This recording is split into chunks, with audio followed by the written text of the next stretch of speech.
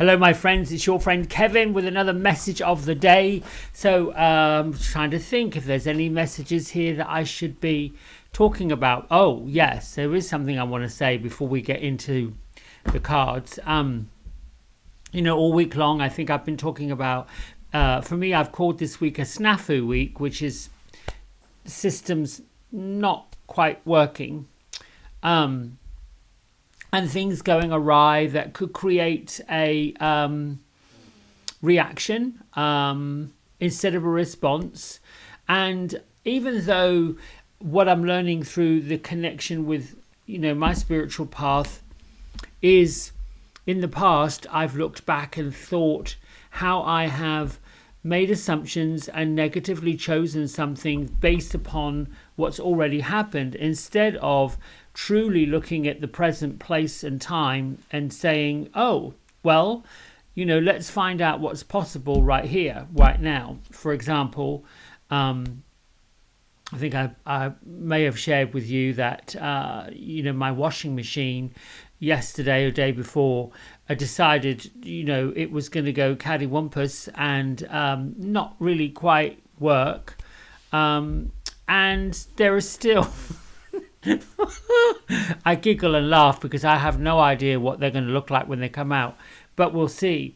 There's still 3 pairs of Levi's and some other bits and bobs inside the washer that I can't get the door open. There's still water in there. Every time I plug it in to see if it resets the program, you just get slish slosh. The thing goes back and forth and not a whole lot of anything else happens. So yesterday, in all my madness, I thought, well, I wonder if it might be the fact that I've got a clogged up drain or something. Oh, yes, indeed. I did have a clogged up drain. I got home yesterday afternoon and, muck and mayhem everywhere. So, my point being, we all have stuff that hits us. I'm hearing lots and lots of people talk about supply chain issues. Look, you've got a whole entire nation over in Ukraine that is being pushed and shoved around by a leader of another country.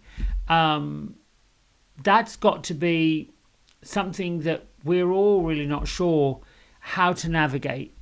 And for those folks, I don't know that I've ever known a more resilient group of citizens that are, willing to stand up for their freedom, stand up for being free. And there's something in that. I got goosebumps, so I know angels are right here leading me in to talk about this. Okay.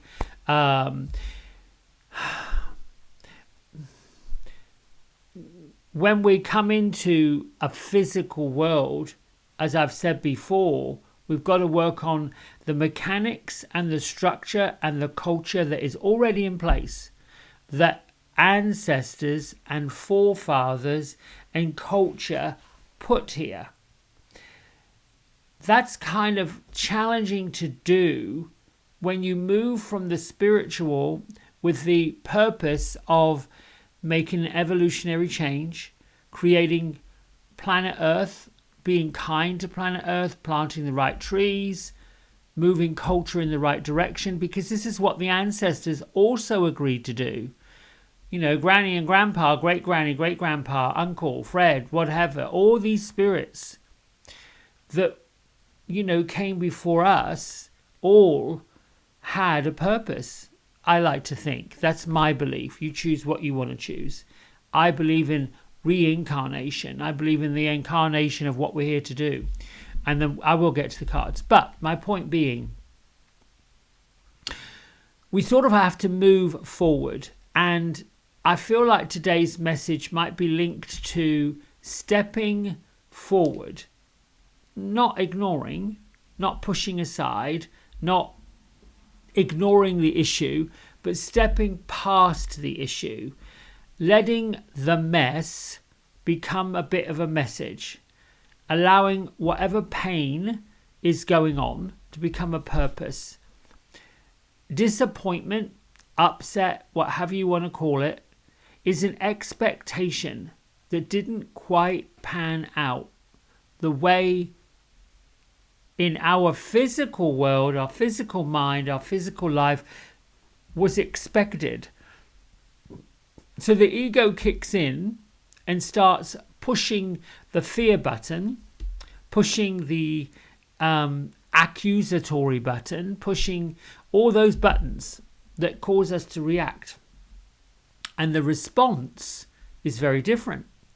Whereas if we sit back and took a look at the situation as it truly is in the very moment, in the framework that it's in, what do I need to know about this, Spirit? Thank you. What do I feel about this, Spirit? Thank you.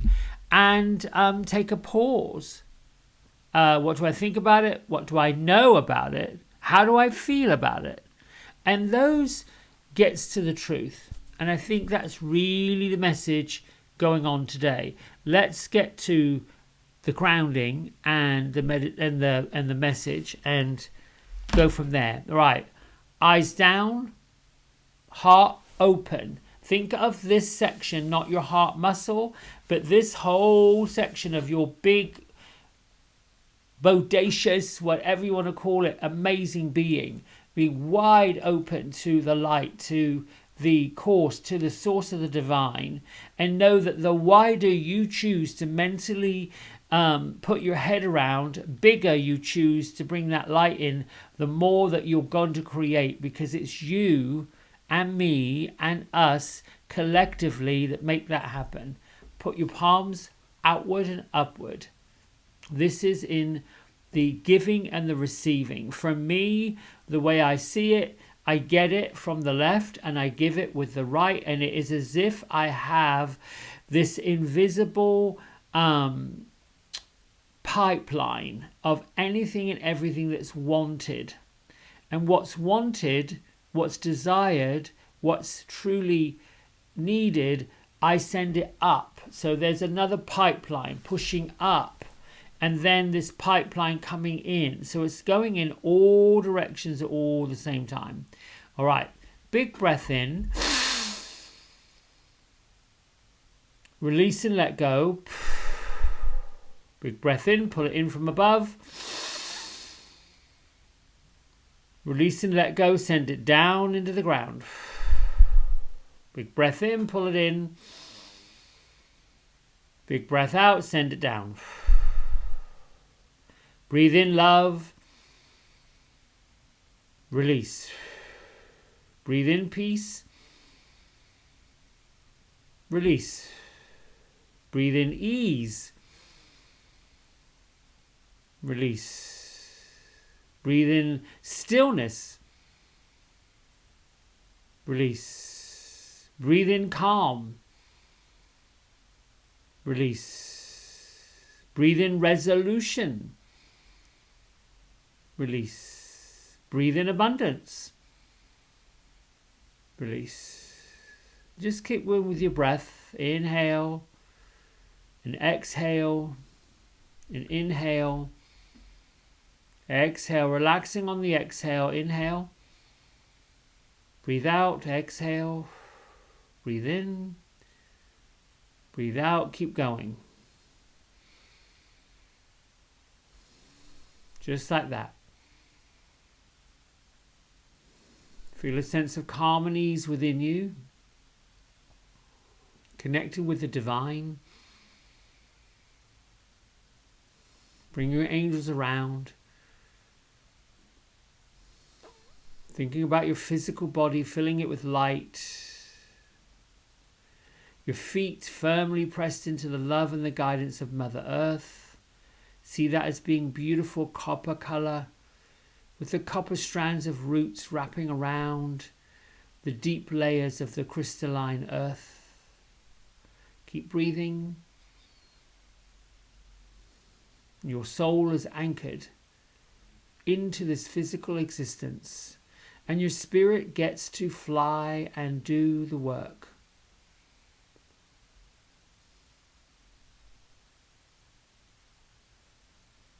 Thank you, Great Father in the sky, loving Mother in the earth. We welcome your presence and thank you for being here. Thank you, ancestors, all ascended masters, archangels and angels, and beautiful guardian angels, thank you for stepping in where you have always been, blessing us with your presence. Thank you for helping us, loving us unconditionally, and doing the work we're unable to do, assisting us with everything we have to accomplish.